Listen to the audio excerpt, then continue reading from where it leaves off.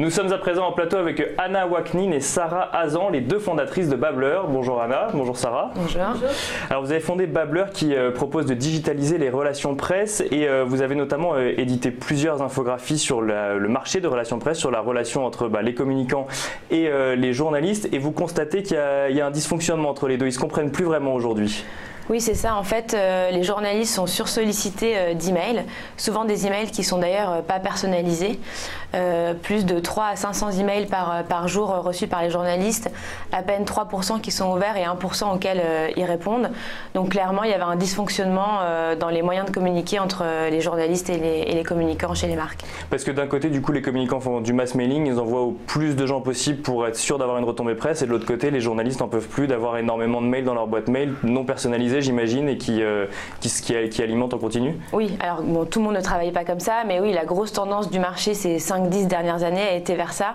En fait, des éditeurs qui ont commercialisé des bases de données de journalistes, et donc des communicants qui ont utilisé ces bases pour diffuser en masse et faire passer leur information. Parfois des fichiers de 500 à 1000 journalistes, donc forcément on ne connaît pas tout le monde personnellement, et forcément les emails ne sont pas personnalisés derrière, quoi.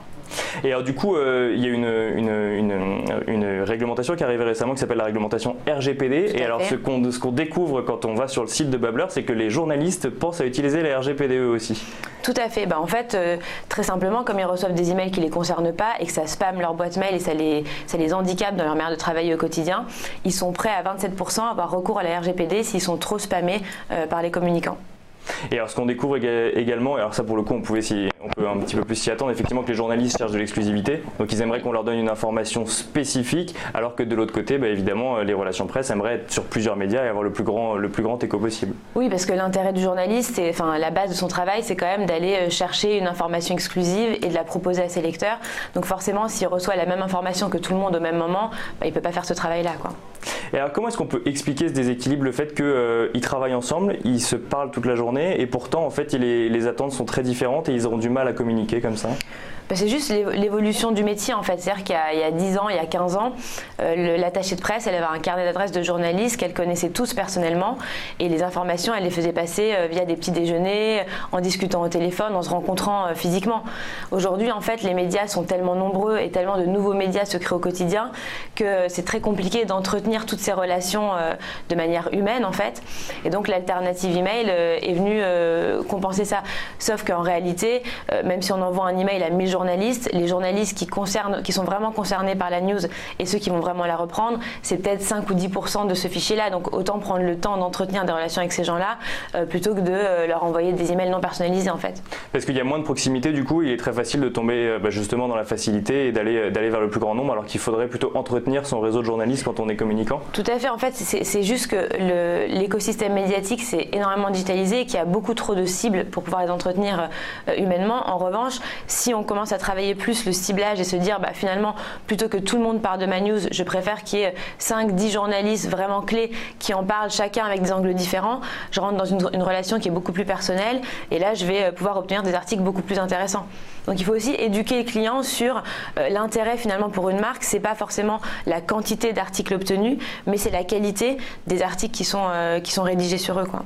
Et alors, chose importante aussi à noter, il faut éviter les poncifs, tout ce qui est ubérisation, digitalisation ou autre, finalement ça ne marche plus aujourd'hui. Oui, on en a parlé avec pas mal de journalistes, et notamment des journalistes start-up qui disent dès que je reçois un email qui commence par on est le Uber 2 ou le Airbnb 2, on les lit plus parce que c'est trop prétentieux, et puis de toute façon, chacun a son histoire propre et on préfère avoir un vrai storytelling et échanger avec la personne pour comprendre le business que recevoir ce type d'infos, quoi. Alors du coup, vous avez toutes les deux fondé Babbler. Anna, quelle était la promesse de Babbler initiale ? La promesse de Babbler, c'était de permettre à n'importe quelle entreprise qui a besoin d'entrer en contact avec les journalistes de le faire de manière simple et efficace via une application plus sociale que les méthodes actuellement utilisées comme le mass mailing ou les fichiers Excel dont on vient de parler. Donc c'était quoi? C'était un réseau social en fait où se connectaient d'un côté communicants et de l'autre les journalistes, et l'un disait j'ai une info, l'autre disait je cherche de l'info, et du coup ça faisait un matching entre les deux, c'est ça? Exactement, les communicants postaient des communiqués de presse qui apparaissaient ensuite sur le fil d'actualité des journalistes avec un système de tags par secteur pour matcher les bons contenus avec les bons rédacteurs, et ils pouvaient directement interagir entre eux et obtenir des articles dans la presse. Et donc moi par exemple en tant que journaliste sur Téléfinance, j'y allais, je tapais finance et du coup je tombais sur tous les communiqués de presse, j'imagine de fonds d'investissement ou autres qui étaient sur Babbler, enfin qui sont sur Babbler du coup. Oui voilà, à votre inscription, vous indiquez votre domaine finance et votre fil d'actualité ne sera alimenté que par les personnes qui prennent la parole sur ce type de sujet. Donc d'un côté les journalistes, de l'autre les communicants, personne d'autre sur le site. Et comment ça fonctionne du coup enfin j'aimerais dire quel est le business model derrière ça? Alors c'est gratuit pour les journalistes et c'est payant pour les entreprises via un système d'abonnement. Donc on travaille avec des startups qui n'ont pas forcément des ressources et des contacts, mais aussi avec des agences et des grands comptes qui cherchent un moyen d'optimiser la diffusion de tous les contenus qu'ils créent au quotidien. Alors ça c'était la promesse initiale, mais depuis Babbler a évolué, ou en tout cas est en train d'évoluer puisque vous avez lancé Babbler 360. Et alors du coup quel était le constat? C'est que le réseau social suffisait plus en lui-même, il fallait passer l'étape d'au-dessus?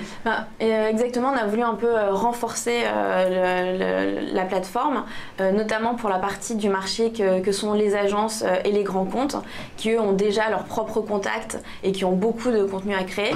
Donc on a fait évoluer le profil des communicants par une newsroom sur lequel on peut stocker des fichiers lourds, sur lequel l'architecture des contenus est beaucoup mieux organisée pour les journalistes. Un système aussi d'import de listes pour les marques qui ont déjà leur propre listing de journalistes qui est déjà organisé selon leurs critères. Ils peuvent directement les importer. À chaque fois qu'ils postent un contenu sur leur newsroom, c'est diffusé par email aux journalistes.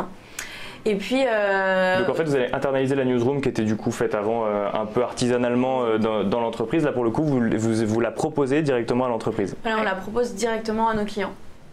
Et du coup ensuite vous pouvez, alors il y a un système j'ai vu d'envoi de mailing, les entreprises ont leur liste, j'imagine qu'il y a les listes Babbler aussi auxquelles également ces news sont diffusées. Voilà, elles peuvent ajouter en complément des listes Babbler leur propre listing, donc sur des secteurs très niches ou sur des secteurs où on avait moins de journalistes, ça leur permet directement d'importer leurs contacts et à chaque fois qu'elles postent un contenu sur leur newsroom, de le diffuser aussi par email quand elles le souhaitent. Et alors j'ai vu qu'il y avait également des réseaux sociaux, enfin en tout cas vous avez apporté une couche réseaux sociaux alors que Babbler est lui-même un réseau social, si je puis dire. Pourquoi ce choix du coup de diffuser en plus les communiqués sur les réseaux sociaux? Parce qu'on voulait maximiser les résultats de nos clients et la visibilité de leur contenu. Et aujourd'hui, partager un communiqué de presse sur Twitter ou sur LinkedIn, ça leur permet aussi de toucher des journalistes qui les suivent sur les réseaux sociaux et qui sont intéressés par leurs actualités.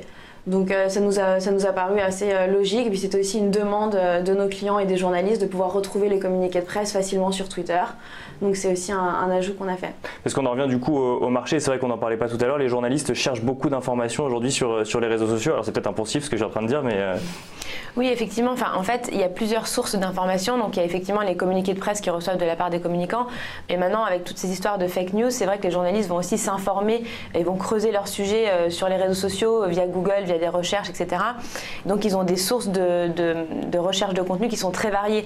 Donc, c'est important pour nous que les contenus puissent être retrouvés partout. D'ailleurs, on a aussi mis en place le référencement des contenus qui sont publiés sur la plateforme via du SEO pour qu'on puisse, quand on tape des mots-clés, retrouver les communiqués de presse de nos clients.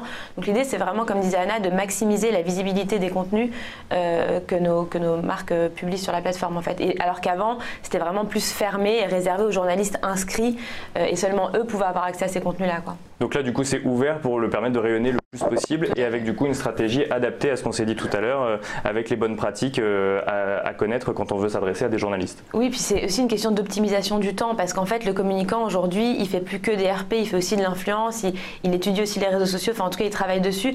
Donc l'idée c'était pas de dire je poste quelque chose sur Babbler, ensuite j'utilise un autre outil pour diffuser par email à mes listings de niche, puis ensuite je vais à nouveau utiliser mes réseaux sociaux pour republier ce contenu.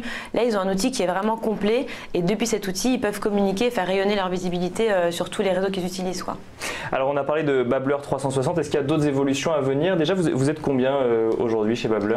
On est une équipe de vingtaine de personnes et on fait évoluer le produit de façon permanente.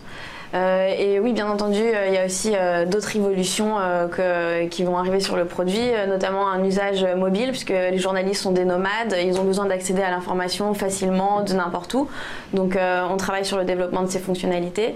Et puis aussi, on aimerait se positionner sur le marché, comme Sarah l'a dit. Nos concurrents proposent une brique de ce qu'on fait.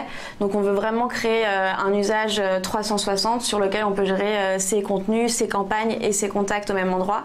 Donc il y a aussi beaucoup d'optimisation de cette offre 360 à venir par rapport au feedback des utilisateurs qu'on récolte actuellement. Et évidemment en français et en anglais, puisque vous êtes présent à Paris, je crois, mais également aux États-Unis.